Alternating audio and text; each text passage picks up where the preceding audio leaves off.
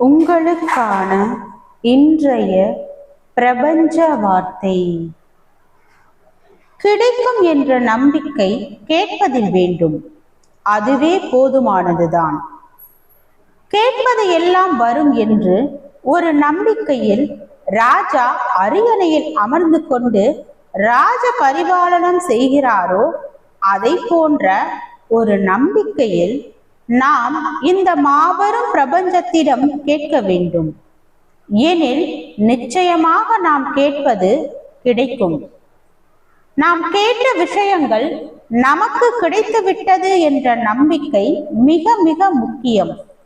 பிரபஞ்ச பேராற்றல் நம்பிக்கையை சார்ந்து பிரபஞ்ச பேராற்றலை சரியாக கையாண்டால் நம்முடைய அனைத்து காரியங்களையும் வாய்க்கச் செய்யும். வாழ்க வளமுடன்.